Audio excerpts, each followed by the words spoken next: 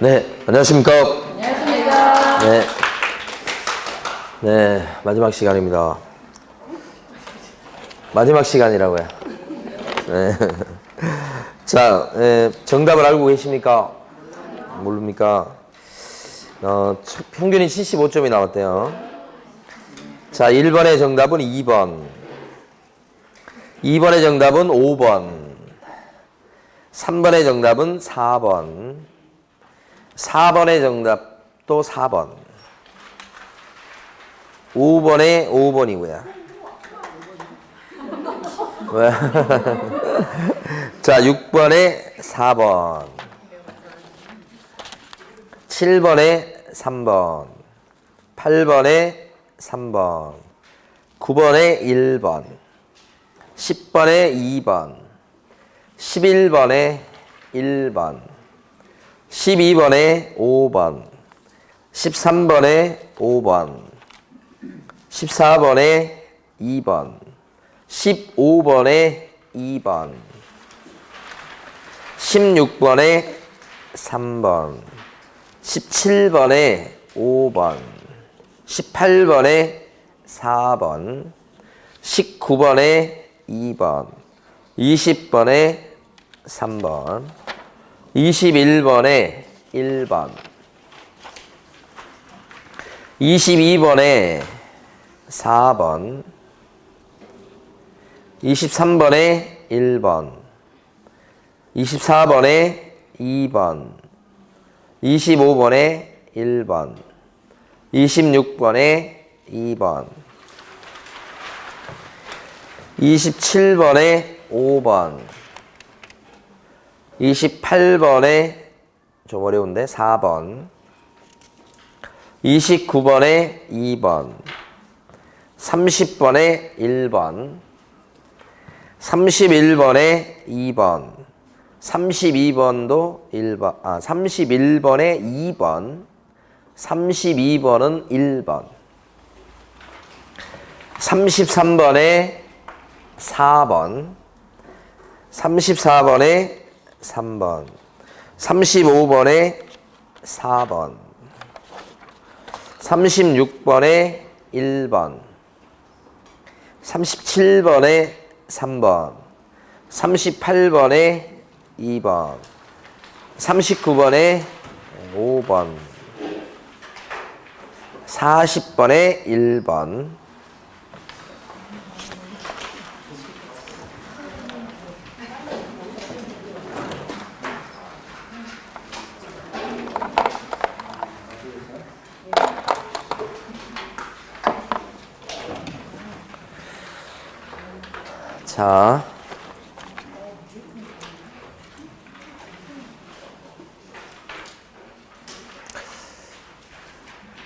자, 채점하셨고, 그 마지막에 정리를 하실 때, 예를 들어서 중개사법을 오늘 한 번 봤다 이겁니다. 그러면 다음에 또 중개사법을 또 봐야 될 거 아닙니까? 볼 때 요 주기가 짧아져야 됩니다. 그러니까 예를 들어서 이제 3일 있다가 중개사법을 한 번 봤다. 3일 있다가 오늘 한 번 봤어요. 처음부터 끝까지. 3일 있다가 또 볼 거 아닙니까? 그 다음 볼 때는 이 주기가 예를 들어서 이틀로 줄고 점점 줄어야 됩니다. 그래서 예를 들어서 마지막에 가서는 중개사법을 한 5시간에서 그죠? 전후에 처음부터 끝까지 한번 볼 수 있도록 해야 돼요. 그래서 만약에 시험 당일이 토요일 날이 이렇게 있으면 금요일하고 이렇게 금요일하고 목요일 날이 있을 거 아니에요? 목, 금 이렇게 해서 목요일하고 금요일 이틀에 걸쳐서 한번 볼 수 있게끔. 그러면 이제 볼 것도 없어요. 이때 합격이 되는 거야. 그걸 위해서 1년 동안 여러분들이 노력을 하고 연습을 한 거예요. 그러니까 그러다 보면 여기 이틀 동안에 이렇게 하다 보면 뭐 1차 과목 같은 경우에 뭐 절반 이렇게 되겠습니다만 2차 과목들은 더 시간이 줄 거 아니에요. 그러면 중개사법 같은 경우는 4시간, 5시간 만에 한번 볼 수 있어야 돼요. 요 시간 안에. 그러면 합격인 거야. 그러니까 요때는 이제 문제를 많이 푸는 게 중요한 게 아니고 내용을 보고서 잊어먹기 전에 또 보고 빠른 시간 안에 보고서 다시 보고. 그렇게 해서 주기를 좁혀가지고 막판에 한 4번, 5번 보게 되면 내용을. 그럼 어떻게 되면 자신감이 충만하게 돼요. 그래서 기본적으로 맞출 걸 맞춰. 구석지에 나오고 어려운 건 못 맞춰요, 여전히. 그런 거 틀려도 괜찮아요. 근데 쉽거나 일반적으로 맞출 수 있는 것을 실수하지 않고 맞추는 거. 그러면 합격하는 거예요. 그렇게 전략을 한번 짜보시고. 남은 시간 동안. 남은 시간이 지금은 15일이에요? 엄청 많이 남은 거야. 15일이면. 그래서 그렇게만 한다면 중개사법도 좋은 점수가 나오지 않겠는가 그렇게 생각을 해봅니다. 주기를 좁히셔야 돼. 그러니까 처음에 그 말은 무슨 말이냐면 처음에 중개사법을 볼 때 예를 들어서 한 10시간이 걸렸다. 그러면 그 다음 볼 때는 어떻게 해요? 7시간 걸려야 되고 그 다음 볼 때는 5시간 걸려야 되고 이런 식으로 줄어가야 되겠죠. 그래야 주기가 짧아질 거 아니에요. 전체적으로 봤을 때. 그 다음에 이제 또 한 가지는 막판에 가면 이 전략이라는 것도 굉장히 중요해요. 그 전략이라고 하는 게 뭐냐면 이제 단시간 내에 이렇게 극복이 될 수 있는 과목이 있어요. 그게 이제 지적법이라든지 이런 거. 그 다음에 중개사법. 그 다음에 세법도 어렵게 나오는 부분이 있어요. 어려운 문제는 있죠. 근데 어려운 문제를 다 맞출 수는 없어요. 근데 그거 말고 그 저기 뭡니까 세법 부분도 맞출 수 있는 문제들은 또 있다고. 옛날보다 세법이 좀 어렵게 나오는 건 사실인 것 같아. 근데 이제 그런 걸 좀 못 맞추더라도 기본적으로 맞출 수 있는 거 맞추셔야 돼. 여기서 2차 과목 점수를 따셔야 돼. 얘들이랑 그 다음에 등기법하고 공법은 일단 이게 차원이 틀려. 등기법이나 공법이 단시간 내에 되질 않아요. 그러니까 여기는 사실 어떻게 보면 대책이 없을 수 있어. 그래서 이건 조금 어려운 거예요, 사실은. 근데 이제 여기서 점수를 올려가지고 여기서 못다한 점수를 여기서 보충할 수 있게끔 그렇게 하셔야 되는 거예요. 이게. 이걸 공부하지 마시라 그런 뜻은 아닌데 과락은 일단 뭐라고 봐야 되는 거예요, 둘 다. 그래서 과목에 대한 전력도 중요하다. 단시간 내에 공부 조금 못했을지라도 이렇게 확 보충해서 점수를 올릴 수 있는 과목들이 이런 과목들이다. 얘기죠. 양이 좀 적은 과목들. 전략을 짜시고. 자, 그러면 1번부터 보시겠습니다. 확인 설명서 서식의 작성 방법 이렇게 돼 있잖아요. 자, 요거 암기해 보셔야 됩니다. 자, 여러분들 마음이 좀 급하니까 제가 오늘 빨리 보내드릴까요? 요 표를 반드시 그리게 될 거예요. 그래서 주거용, 비주거용, 그 다음에 토지, 그 다음에 입광공 이런 식으로 4가지. 그래서 요게 환경 조건이다 그랬을 때 환경 조건단에 기재하는 거 보면 여기 그죠? 없어요 나머지는 이렇게. 그 다음에 비선호시설을 기재하는 칸이냐 이렇게 보면 비선호시설은 비가 오다가 말다가 여기까지 잘 알아두셔야 돼. 그 다음에 이제 입지 조건을 기재하는 칸이 있느냐 그랬을 때 입지 조건은 거의 다 있는데 끝에만 없어요. 그 다음에 공법상 이용제한 거래규제 요것도 가만히 보면 거의 다 있는데요. 여기가 없어요. 2개가 공통점이에요. 그 다음에 이제 내 외부 시설물의 상태, 벽면, 도면 상태, 그 다음에 관리에 관한 사항 이렇게 돼 있잖아요. 이렇게 되면 요거까지는 있는데 나대진 토지랑 그 다음에 입광공 요건 없어요. 여기서 끝나면 안 돼요. 모든 확인 설명서에 다 나오는 공통 기재 사항이 있어요. 그 공통 기재 항목이 보면 예수의 취권 발표다 이렇게 해가지고 5가지인 것 같은데 여기다가 이제 실제 권리 관계까지 이렇게 하면 6개가 되는 거죠. 요게 예정 금액 등, 요게 중개 보수 및 실배 금액과 산출 내역, 그 다음에 요게 취득 관련 조세, 세금, 요게 권리 관계, 그 다음에 요게 실제 권리 관계 이렇게. 사실은 요것은 권자를 따서 암기했지만 요걸 연상하시라는 거예요. 요것도 실제 권리 관계 이렇게 들어가죠. 그 다음에 여기 보면 대상 물건의 표시. 여기까지만 생각하시면 안 돼요. 그래서 시험 출제 가능성이 높다고 생각되는 건 뭐냐면 여기 비주거용 건축물에 대한 확인 설명서 이런 것들을 물을 가능성이 굉장히 높아요. 거기에는 예정 금액 적습니까? 비주거용 건축물에 대한 확인 설명서에 예정 금액 적습니까? 적습니다요. 조세 적습니까? 조세? 취득 관련 조세 적습니다.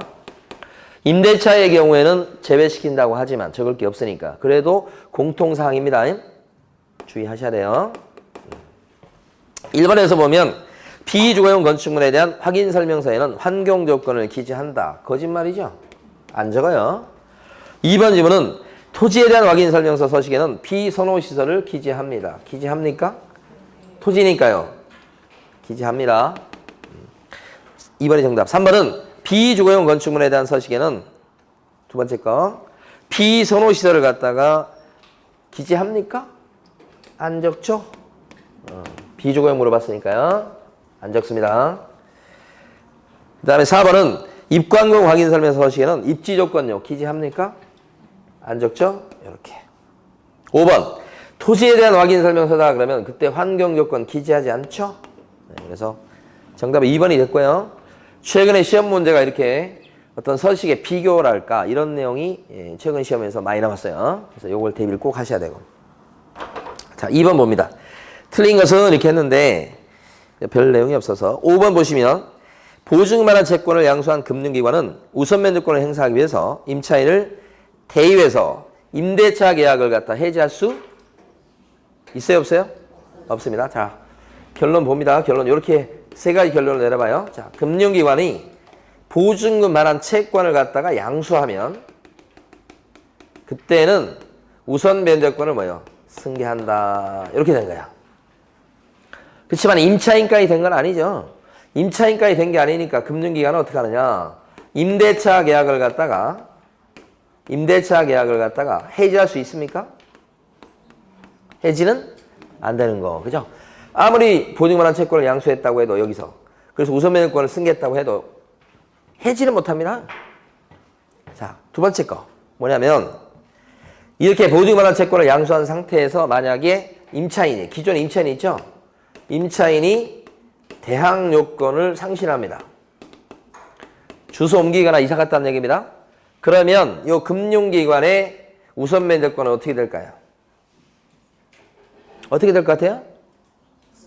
살고 있던 진짜 임차인이 주소 옮겨버려 이사 가버리면 우선 면제권이라고 하는 것은 언제 우선 면제권을 주장할 수 있게 되면 대항 요건을 갖춘 상태에서 뭐요? 확정일자까지 받아야 되죠? 그 임차인이 만약에 이런 상태에서 확정일자 받은 상태에서 주소 옮겨버리면 임차인은 우선 면제권이 어떻게 돼요? 날아가지. 날아가잖아요. 주소 옮기거나 이사 가면 우선 면제권 상실이야. 그러니까 우선 면제권을 승계했다고는 하지만 기존 임차인이 주소 옮겨버리거나 이사를 가면 이 금융기관의 우선 면제권도 어떻게 돼요? 날아가 버리는 거예요. 자, 그 기반이 없어지는 거예요. 요것도 알아두셔야 돼. 그러니까 이렇게 되면 안 되기 때문에 만약에 임차인이 주소를 옮기거나 이사 가고 싶다 그러면 임차인은 어떻게 해야 되겠어요? 아니요. 금융기관은 어떻게 해야 되겠어요? 임차권 등기를 해놓고 이사 가라 이렇게 요구할 거 아니야. 그래서 자발적으로 안 하면 요 금융기관은 임차권 등기 명령 신청을 할 수가 있게 돼요. 누가 할 수 있다는 거예요?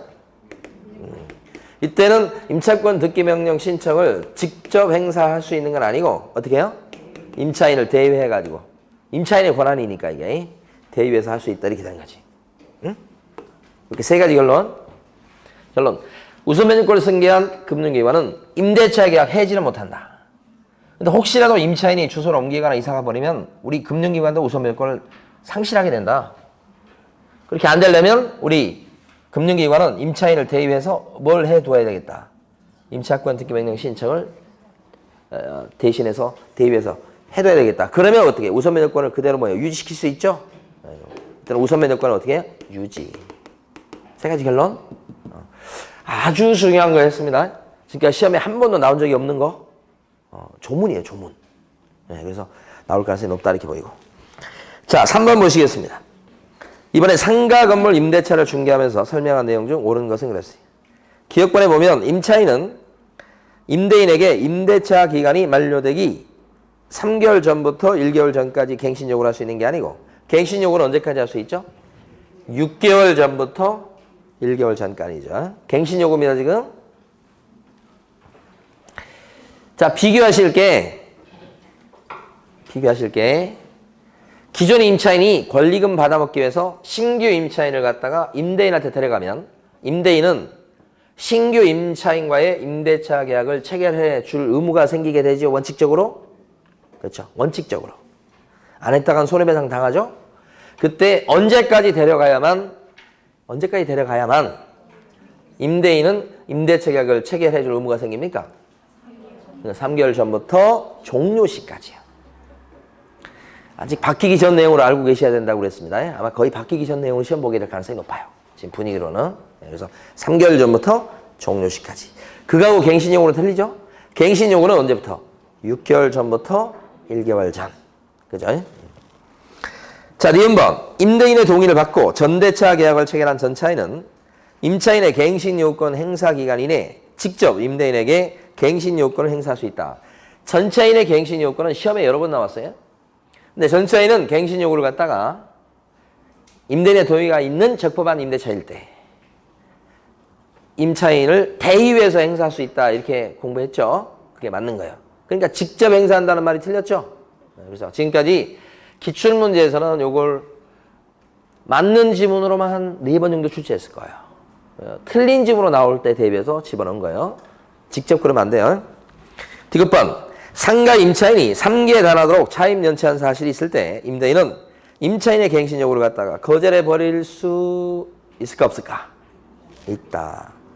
3기 연체 그러면 갱신 거절 사유가 되죠. 리을번. 상가 건물 임대차 보호법의 적용 보증금을 초과하는 경우 임차인은 계약의 갱신을 요구할 수가 있다. 갱신 요구권. 근데 적용 보증금 넘어가도 갱신 요구권 행사할 수 있죠. 이렇게 적용 보증금을 초과했을지라도 정할 수 있는 게 4가지. 사실 5가지 조문인데 그 대표적인 게 4가지죠. 그래서 대짝, 대항력을 인정받죠. 초과해도. 그 다음에 권리금도 보장받죠. 그 다음에 3기 연체가 있을 때 해지 사유가 또 되죠. 초과해도. 갱신 요구 이런 것도 할 수 있죠. 요게 지금 지문에 나온 거예요. 자, 그 다음에 4번. 매수신청 내리는 활동에 관한 설명 중 옳은 것은 그랬습니다. 1번은 그 세채출에 보면 자, 매수신청 대리인이 그 확인 설명서를 갖다가 작성해서 서명 날인하고 위임인한테 주는데 그 확인 설명서에 보존 기간을 묻고 있죠. 몇 년간 보존입니까? 5년. 근데 사건 카드에 철회해서 보존합니다. 확인 설명서를. 자, 2번은 소속 공인인계사는 매수신청 대리인으로 등록 신청할 수가 없다. 자, 매수신청 대리인으로 등록 신청할 수 있는 사람 누구게요? 그렇죠. 개업 공인인계사 또는 법인인 개업 공인인계사는 이렇게 돼 있어요. 개업 공인인계사 또는 법인인 개공 이렇게 돼 있다고. 여기서 얘기하는 개업 공인인계사라고 돼 있는 이 조문은 공인 개공을 의미하는데 조문은 이렇게 돼 있으니까 이제 수험생분들이 이렇게 나왔을 때 개공 안에는 부칙 개공이 들어가는데 그럼 부칙 개공 매수신청대로 등록할 수 없잖아. 틀렸다. 이렇게 주장하신 분이 있어요. 조문이 잘못됐다고. 맞는 말이에요. 그런데 조문이 이렇게 돼 있어요. 어쩔 수 없어. 이렇게 나왔을 때 이걸 틀렸다고 하시면 안 된다. 개업 공인인계사 또는 법인인 개업 공인인계사일 거. 그러니까 매수신청 내로 등록 신청할 수 있다. 이걸 따질 때는 자, 부칙 개공은요. 절대 안 됩니다. 확실하게요. 소공은 어떻게 돼 있어요? 지금 나온 소공. 안 되죠. 개공이 되는 거예요. 소공 안 되고. 자, 그 다음에 4번. 매수신청 대리를 위임받은 경우 당해 매수신청 대리 대상물의 경제적 가치에 대해서 위임인에게 설명해야 된다. 확인 설명사항 중에 보면 설명사항 4가지가 있었죠. 경, 체, 표, 부인. 경제적 가치. 이거 설명사항. 제자가 뭐예요? 제자가. 확인 설명사항. 경제적 가치. 제는 법령상 제한사항. 여러분, 암기 자료 해가지고 4번까지 나간 거 있었죠? 매일매일 암기하셔야 됩니다, 이거. 특히 3번, 4번. 비교하는 것도 잘 해주셔야 돼요. 매일매일 보셔야 돼요, 이거. 4개 다. 그런 거 있어요, 여기 보면, 이거. 그 다음에 표는요. 물건의 표시 및 권리관계. 이렇게. 그 다음에 부인은 소유권을 취득함에 따라 부담 또는 인수해야 될 권리 등에 관한 사항. 부담 또는 인수해야 될 권리 등에 관한 사항. 요게 뭐예요? 설명사항. 경제적 가치 들어가죠. 요거 경자. 2번 정도 나왔었어요. 그 다음에 이제 4번은 폐업 신고했다 그랬을 때는 개공이 폐업을 해버리면 매수신청 대리인 등록이 취소가 되도록 돼 있어요. 다시 한번 요거 아셔야 돼요. 자, 중개업을 갖다가 자, 이게 이제 개공이죠. 할 수 있는 사람이 휴업을 했어요. 자발적으로. 그러면 매수신청 대리는 어떤 매수신청 대리인 있죠. 이 사람은 중개업을 휴업을 하면 여기는 업무정지 사유가 돼요. 아시죠? 자발적으로 쉬었죠. 그 매수신청 대리인으로서 일을 못하게 만듭니다. 이게 이렇게 돼버리면 지금 지문에 나온 대로 중개업을 개업공인회사 중개업을 만약에 폐업 신고를 했다. 그러면 개업공인회사 아닌 사람은 매수신청 대리인이 될 수 없어요. 그러니까 이럴 때는 어떤 사유가 되냐? 등록을 취소시키는 사유가 되죠. 그래서 휴업은 뭐예요? 업무정지. 폐업일 때는 뭐예요? 등록 취소. 이렇게 되죠. 그 대신 원래 매수신청 대리인이 등록 취소를 당하면 있잖아요. 그때부터요. 3년 동안 결격자가 되는 것이죠. 그런데 아니 원래 그렇죠. 여러분이 한 발 앞서 나간 거예요. 원래는 이게 3년 동안 결격자가 된 거는데 폐업한 것 때문에 등록이 취소당했을 때는 법을 위반한 게 아니잖아요. 뭐 잘못한 게 아니잖아요. 그러니까 이때는 3년을 붙인다고요? 안 붙인다 그 말이에요. 네? 그래서 4번 질문이 맞고 5번은 임목은 중개 대상물에도 들어가고 매수신청 대리 대상물에도 들어가죠. 자, 5번. 틀린 것은 했습니다. 배당 요구에 따라서 낙찰자 매수인이 부담해야 될 부담이 바뀌는 경우 이럴 때는 배당 요구했던 채권자는 배당 요구의 종기가 지난 뒤에는 이를 철회하지 못한다. 이렇게. 2번. 경매를 통해서 토지거래 허가구역내 농지를 취득하고 됐을 때 토지거래 허가를 받을 필요는 없다. 2번 맞는 거죠? 여러분 진짜 알고 계신지 답을 해보시는 거예요 지금? 경매다 그랬을 때 토지거래 허가증 필요합니까? 필요 없는 게 토지거래 허가는 소유권, 지상권, 유상계약이에요. 계약 아니죠? 필요 없어요? 자, 요때요. 농지증은 필요합니까? 요건 많이 아시고. 그 농지증은 언제까지 갖다 냅니까? 매각 기일입니까? 매각 결정기일입니까? 그치, 매각 결정기일까지. 그죠? 결정기일까지 내야 됩니다. 이런 거고. 자, 경매인데, 요때 부동산 실거래가 신고합니까? 안 하죠. 왜 그래요? 부동산 거래 신고는 토건, 공지 네 가지에 대해서 뭐예요? 매매만. 그때 실거래가 신고하는 거니까 경매는 매매 아니잖아요. 자, 외국인 특례에 따른 취득 신고하는 겁니까? 하는 거죠.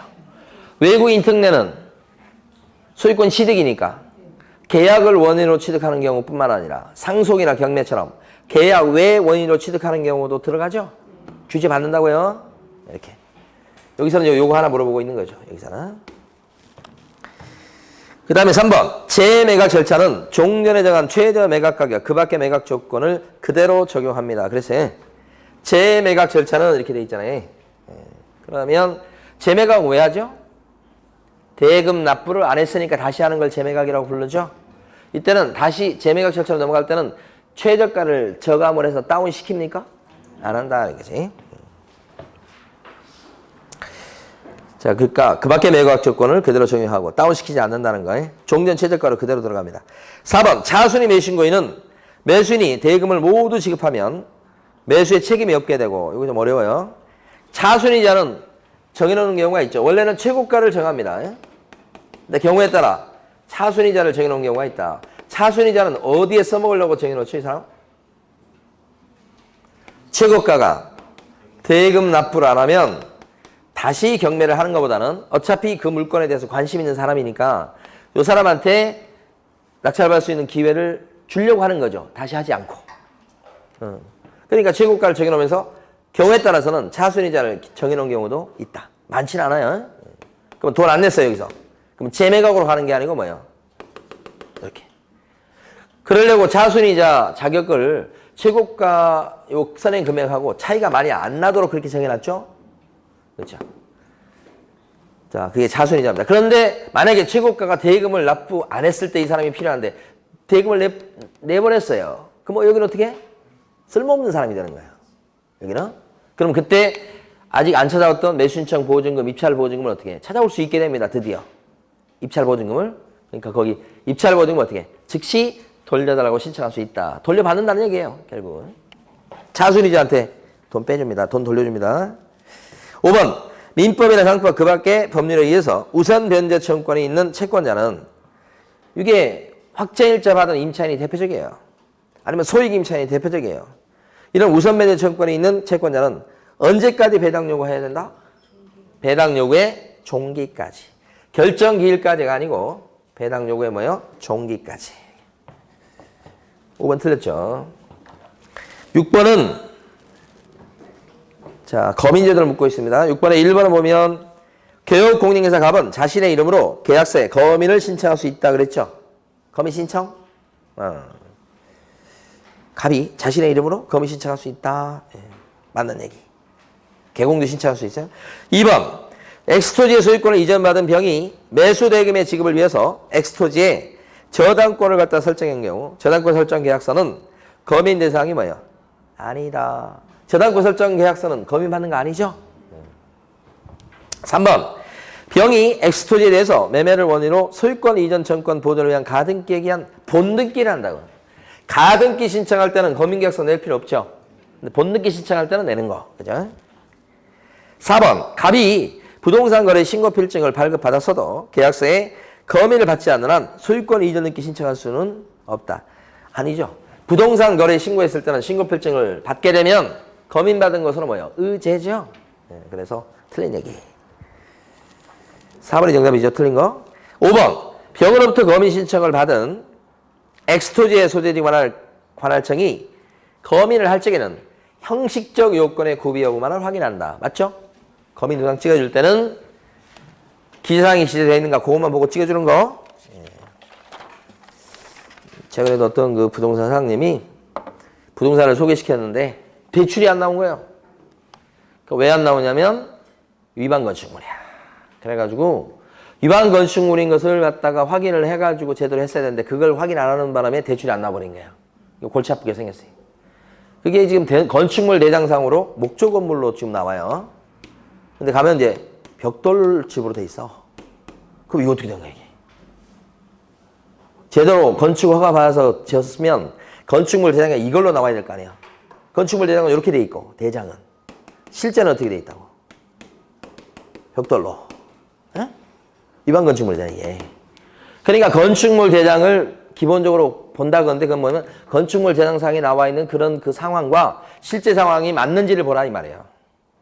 근데 그걸 안 보고 만약에 중개했다가, 이거 뭐예요? 이렇게 해서 심사 과정에서 대출이 안 나와버리게 되면, 이 사람 대출을 받아가지고 그 집을 사고 막 그런 꼴인데, 대출을 못 받으면 어떻게 사는 거야, 이게? 다 화살이 중개사한테 돌아와요? 기본이요, 기본. 이런 거. 자, 7번 보시겠습니다. 등록증 교부에 관한 설명 중 틀린 것은.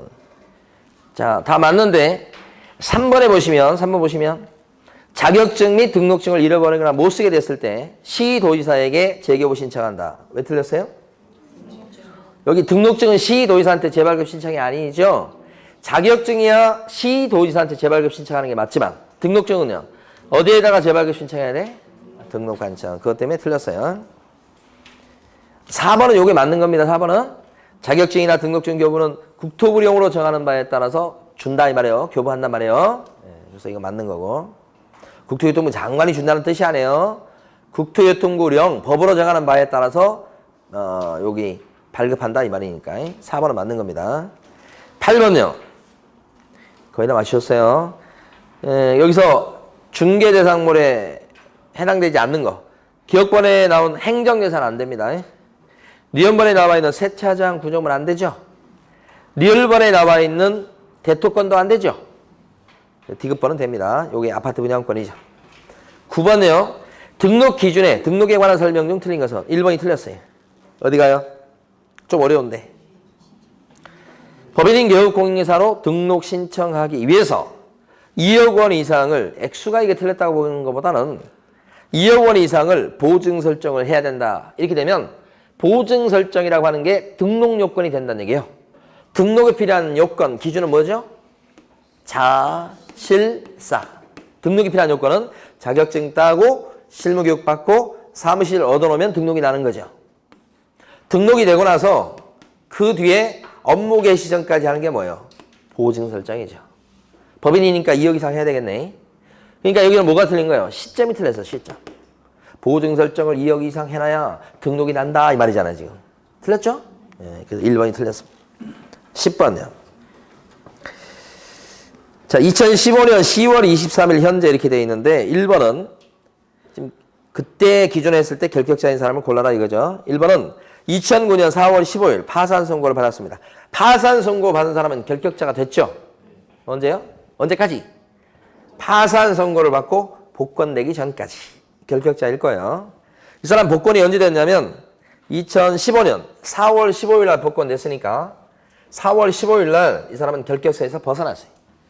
근데 결격자인지 아닌지 따져보는 기준 시점은 2015년 10월 달이니까 10월 달 기준으로 했을 때는 결격사에 해당되지 않죠.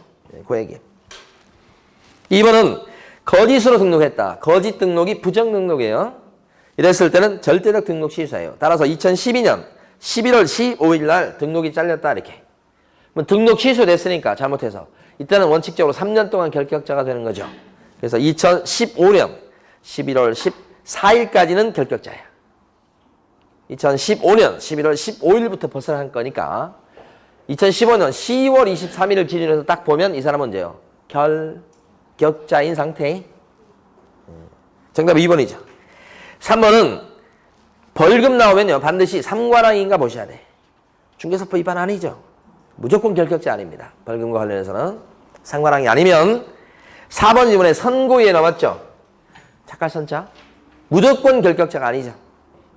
5번 지문 보면 자격정지를 받았다고 나오는데 자격정지 받은 기간이 얼마인가요? 자격정지 받은 기간 모르죠. 안 나왔죠. 그렇지만 많이 받아야 6개월인데 6개월을 받았다고 치더라도 2015년 10월 23일 기준으로 딱 보면 벗어난 상태죠. 네, 결격자 아닙니다. 자, 11번입니다. 분사무소에 관련된 설명 중 옳은 걸 몽땅 골라라. 거기서 보면 기억반. 어렵진 않고요. 법인인 교육 공인중개사가 분사무소를 설치하고자 했을 때 등록관청에 제출할 때요. 그 제출 서류에는 보증 설정을 증명할 수 있는 서류가 제출돼야 된다. 맞습니까? 보증 서류. 맞죠. 보증 설정 증명 서류 맞습니다. 이게. 분사무소 설치 신고할 때 구비 서류가 어떻게 되는데요? 그렇죠. 실, 사, 보, 실체까지. 그죠? 자, 그 다음에요. 니은번에 보면 분사무소 설치 신고하려는 자는 신고서를 어디에 갖다 제출합니까? 주된 사무소 수대에 관할 등록관청에 제출. 요건 맞네. 디귿번. 다른 법의 규정에 따라서 중개업을 할 수 있는 법인. 이걸 특수법인이라고 그래요. 특수법인의 분사무소는 공인중개사를 책임자로 두어야 된다. 아니죠. 오히려 책임자는 공인중개사가 아니어도 된다. 리을번. 분사무소 설치 신고할 때 법인 등기사항 증명서는 제출 서류가 아니죠. 왜 그래요? 법인 등기사항 증명서나 건축물 대장 같은 것은 등록관청이 뭐예요? 확인을 해볼 수 있죠. 그래서 구비서류에 실사보 여기 안 들어가 있습니다. 그 다음에 12번에서요. 틀린 것은 이렇게 했고 어디가 틀렸냐면 5번이 틀렸죠. 5번은 보겠습니다. 분사무소 이전 신고를 받은 등록관청은 분사무소의 이전 전 및 이전 후에 소재지를 관할하는 시정군수구청장한테 어떻게 해야 됩니까? 관련 서류를 송부하는 게 아니고 통보하죠. 분사무소 이전한 사실을 그냥 지체 없이 통보만 합니다. 송부 그래서 틀립니다. 자, 13번입니다. 5개의 광고물에 대한 설명 중 틀린 것은 이렇게 했어요. 1번. 무자격자가 자신의 명함에다가 13번에 1번에요. 부동산 뉴스 대표라는 명칭을 기재한 것은 잘못된 거예요. 무자격자이기 때문에 공인중개사 아닌 자인데 이 사람이 대표라고 쓴 것이 문제다. 공인중개사 아닌 사람이 공인중개사로 쓴 것도 법에 걸리는 거지만 공인중개사 아닌 사람이 공인중개사하고 유사한 명칭 쓴 것도 걸린다. 그 유사 명칭이 거기서 뭐라고요? 대표다, 대표. 그렇죠. 그래서 1번 판례죠. 맞습니다. 2번. 공인중개사인 개요 공인중개사는 사무소 명칭에다가 공인중개사 사무소 또는 부동산 중개라는 문자를 써야 되겠다. 사무소 명칭을 쓰는 방법 몇 가지죠? 두 가지. 공인중개사 사무소. 또 한 가지는 부동산 중개. 3번 분사무소의 5개 광고문에는 책임자의 성명을 표기해야 되겠다. 맞습니까? 책임자의 성명 분사무소니까. 4번 공인중개사 자격이 없는 개인인 개업 공인중개사는 그러니까 이게 부칙개공 얘기하는 거예요. 사무소 명칭에다가 공인중개사 사무소라는 문자를 쓸 수가 없다. 썼다가는 100만 원 이하의 과태료예요. 5번 개업 공인중개사가 설치한 5개 광고물에 성명을 거짓으로 표기했을 때는 간판 실명제를 어긴 거죠. 이때는 업무정지입니까? 100만 원 이하의 과태료입니까? 100만 원 이하의 과태료. 자, 14번은요. 기출문제에서 최근에 많이 나왔던 거죠. 철거해야 될 사유는 처리, 패치입니다. 처리 등에 붙이는 패치다 이런 뜻이요. 철거 사유 3가지. 이전 신고요. 폐업 신고요. 등록 취소 당한 거죠. 이렇게 3가지. 따라서 이제 휴업 신고다 그랬을 때는요. 기간에 관계없이 이건 폐업 사유에, 철거 사유에 들어가지 않고 여러 번 나왔습니다. 아직 시험에 안 나온 게 이거라고 그랬죠. 영업정지. 개공이 등록 취소를 당했을 때는 간판을 지체 없이 철거해야 되죠. 근데 영업정지 당했을 때는 철거 사유가 아니죠. 철거 사유 3가지 기억하시면서 자, 언제까지 이 간판을 철거해야 됩니까? 이런 사유가 발생하면 지체 없이 철거해야 되고, 만약에 자진 철거 안 하면 대집행하겠네요. 그 대집행은 어느 법에 따라 대집행할 수 있다? 행정 대집행법에 따라서 대집행한다. 거기까지. 자, 그 다음에 15번. 인장 등록에 대한 기술 중 옳은 것은? 자, 1번은 틀린 게 7월 30일. 그죠? 등록할 인장의 크기가 7mm 이상 30mm 이내. 이런 식으로. 2번은 소속 공인중개사도 업무 개시 전까지 가족관계 등록부나 주민등록표에 기재된 성명이 나타난 인장을 등록관청에 등록해야 되겠다. 누구도요? 소공도. 그죠? 그러면 여기서 2가지 아셔야 됩니다. 2번에서 소공도 언제까지 인장을 등록하죠? 업무 개시 전.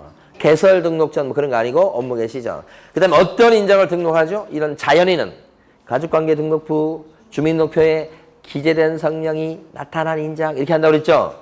조심할 건 인감증명법에 따라서 신고한 인장 그러면 돼요? 안 돼요? 안 되고. 예. 자, 그 다음에 3번. 중개사무소를 공동으로 사용하는 개공은 사용한 인장을 공동으로 등록할 수 있다. 안 되지. 인장 등록도 다 개별적으로 해야 되죠. 보증 설정도 다 따로따로 해야 되고 사무소 이전도 개별적으로 다 이전 신고하고 막 그래야 되는 거죠. 그 다음에 4번. 개업 공인중개사가 인장을 등록하지 않거나 또는 등록한 인장을 사용하지 않았을 때는 과태료 사유가 아니고 개공이니까 업무정지. 만약에 소공이 사용한 인장을 등록하지 않거나 또는 등록된 인장을 사용하지 않거나 이렇게 되면 소공일 때는 어떤 제재를 받습니까? 자격정지. 개공일 때는 업무정지. 과태료 아니고. 5번. 등록한 인장을 변경했을 때는 변경 등록을 며칠 이내 하는 거? 7일 이내. 그죠? 16번입니다. 틀린 것은 했고 3번이 틀렸죠. 재개나 변경 신고할 때는 등록증을 첨부해요? 안 해요? 16번에 3번. 휴업기간에 변경 신고를 할 때는 등록증을 첨부합니까? 안 합니다. 안 합니다. 재개나 변경 신고할 때는 등록증을 첨부 못하죠. 휴업신고했던 사람이 하는 거니까. 휴업신고했던 사람은 등록증 안 갖고 있죠. 그러니까 재개나 변경 신고할 때는 등록증을 안 붙이죠. 그래서 3번 틀리고.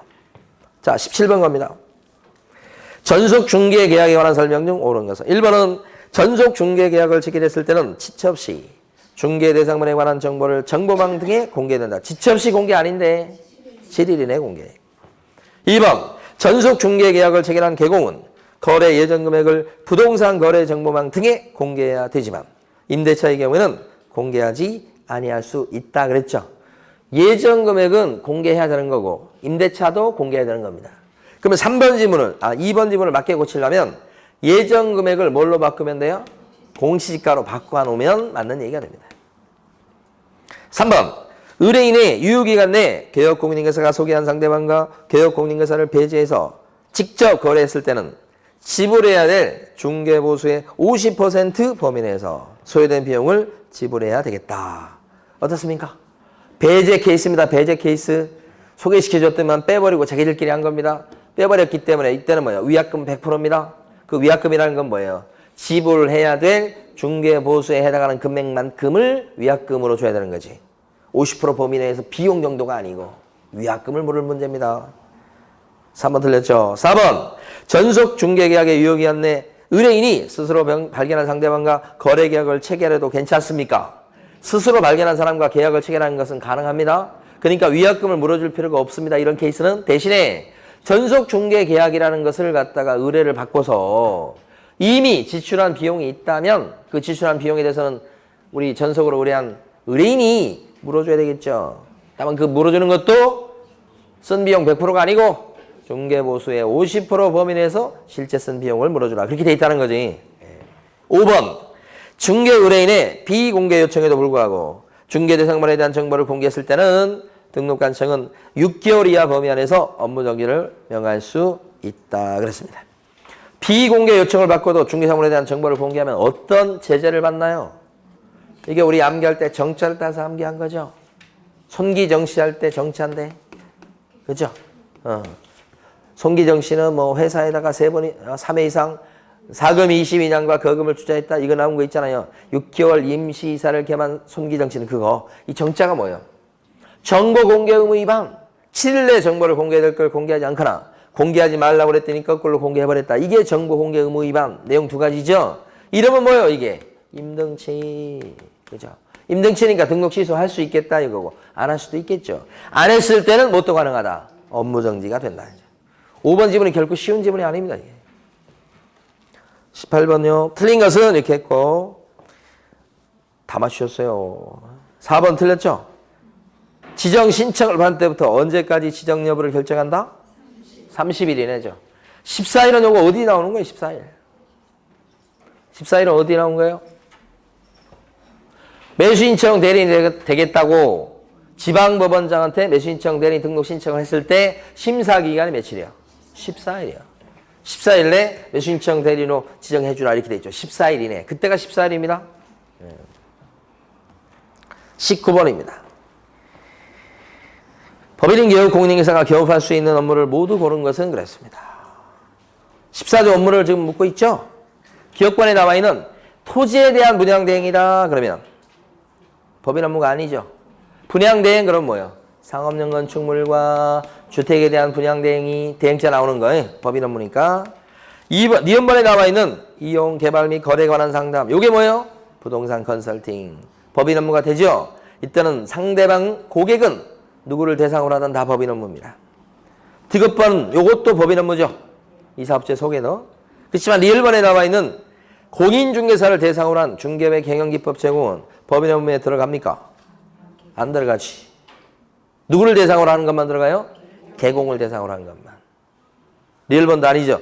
업무에 해당되는 것은 뭐예요? 니은번하고 디귿번 두 가지죠? 네, 자, 쉬었다가 나머지 빨리 하겠습니다.